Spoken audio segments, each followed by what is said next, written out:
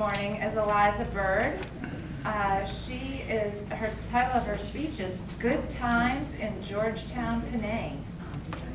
Eliza Bird appreciates, enjoys, and embraces diversity. She is horrified by current divisiveness emanating from the White House, suggesting that persons who come from certain ethnic or cultural or ancestral backgrounds are somehow unequal or undesirable or unworthy. Though she recognizes that we are all flawed human beings, she deplores the us versus them mentality and firmly believes that we can only attain peace and prosperity if we work together for the common good. She found hope visiting Georgetown, Penang, Malaysia. Please help me welcome Eliza Bird to the lectern.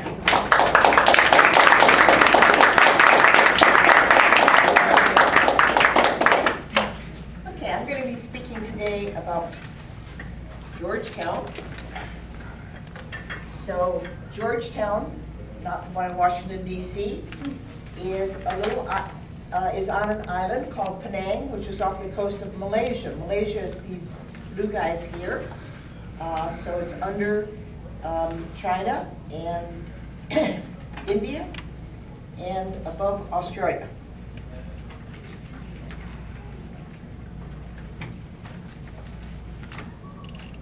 There's a wild and wonderful place in this world called Georgetown. And the reason it's so great is that people over the centuries from different cultures, backgrounds, speaking different religions, speaking different languages, and practicing different religions have come together in this one place and they get along. And I had the privilege of visiting there in February and March of this year. The place was established by a guy sent there by the British East India Company. His name was Francis Light. He was told to establish a free trade port, which means no taxes. So he got there in this kind of swampy, uninhabited island, cleared out the swamp, set up the port, realized that the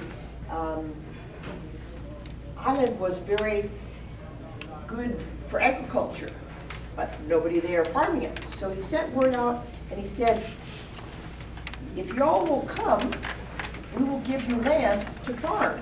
And so people came not only from Malaysia, but from India and from China, and they arrived and got farms and prospered, and over the years built this town, Georgetown, which was the port town.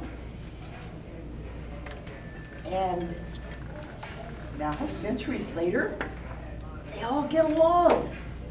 One of my favorite streets in Georgetown is informally called Harmony Street. So it's this street, and there's a mosque and a Hindu temple and a Chinese temple and an Anglican church, all in very short walking distance. The mosque was put up by the British East Indian Company. They had a lot of soldiers who were Muslim, needed a place of worship, so they set aside land and they built this beautiful white mosque that's still a vibrant, lively place and open to tourists. A little further down the street is the Hindu temple. Hindus have a whole panoply of gods which make it a very interesting religion, and they represent them all in statues. And so this white building has all these wonderful statues of all these various gods.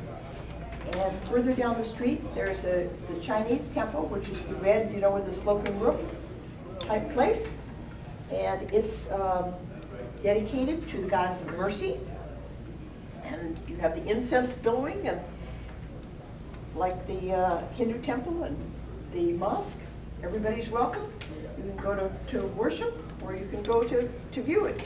And at the end of the street is this big white Anglican church, which is also open to the public. So it's kind of fun to just be on the street where religions are alive and well, and it's a good thing. Another wonderful thing that happened in Georgetown was UNESCO, which is the United Nations Educational, Scientific, and Cultural Organization. They go around the world and find places that are worthy of preserving.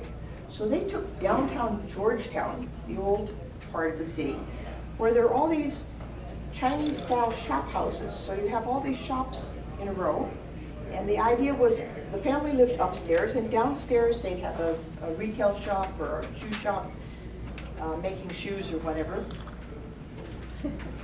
And nowadays, because it is a UNESCO site, there's money available for people to fix up the places, which they are merrily doing.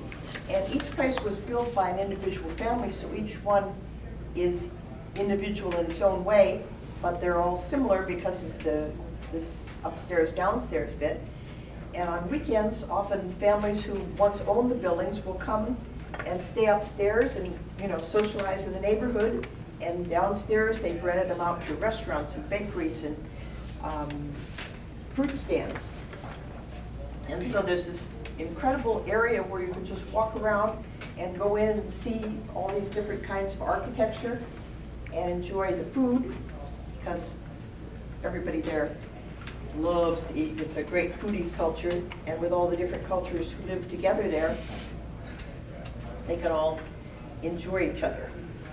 So for me, it was a wonderful experience to go to a place where people got along, appreciated each other, learned from each other, cooked each other's food, a lot of fusion cuisine, and by doing so created a far better place than if all of them had stayed where they originally started out and lived in a monoculture, one culture society. Thank you.